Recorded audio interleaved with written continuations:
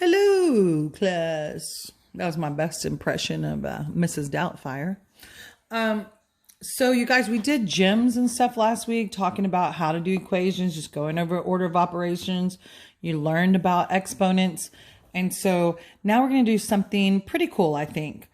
This is still in Unit 6, and we're going to talk a little bit about variables. Anybody remember what variables were? Can I see that okay? Variables.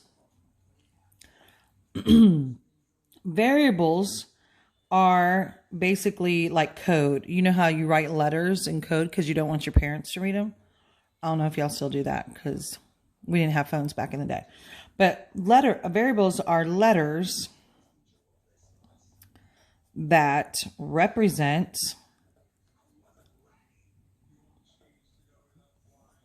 numbers. That's it.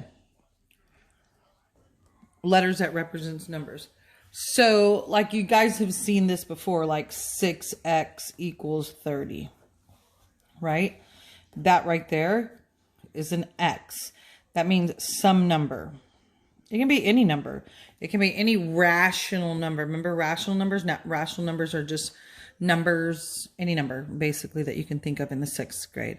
That just means some number. So like if I'm reading this to my mom or dad trying to help me with my homework, I'm saying 6 times some number equals 30. All right. Sometimes you'll have it where it'll be an expression. Remember this right here is an equation. And we're going to learn how to solve those in a couple days because it has the equal sign. But sometimes you're going to see like 7x. I mean, it's not always x. I should stop writing x. But this is just some number. It can be any number. And if I said x equals 2 over here, oh, then that would mean 7 times 2, which would be 14.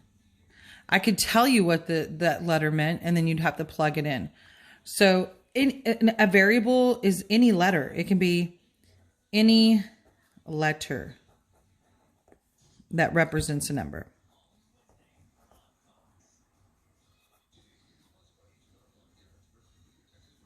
Okay. So let's talk about this. So if I have something like something simple like x minus 5. What? Okay, no, you never mind. I'm going to make this another letter.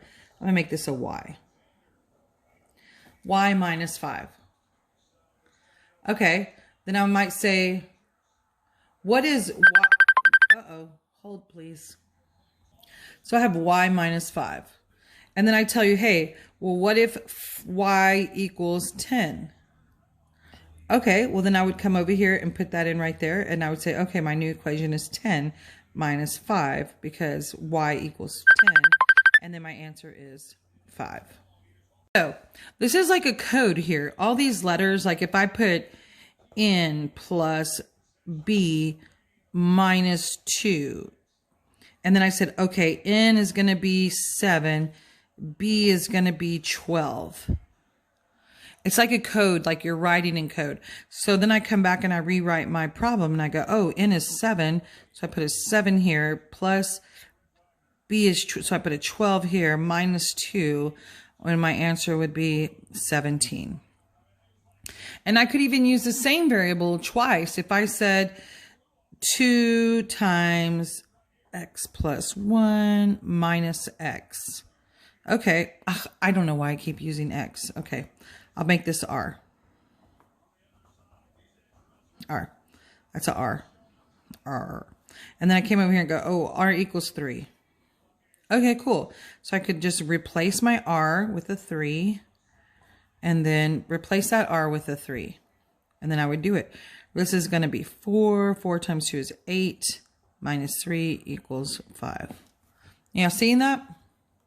So that's basically what we're going to be doing today. And I'm also going to teach you one more thing that I want you to, well, actually, I'm going to teach it to you a little bit later. We're just going to practice this today, what a variable is.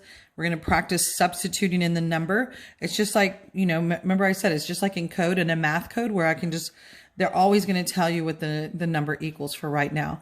And then on our next lesson, I'm going to teach you how to solve for that number and all that good stuff. All right. All right. See you then. Bye.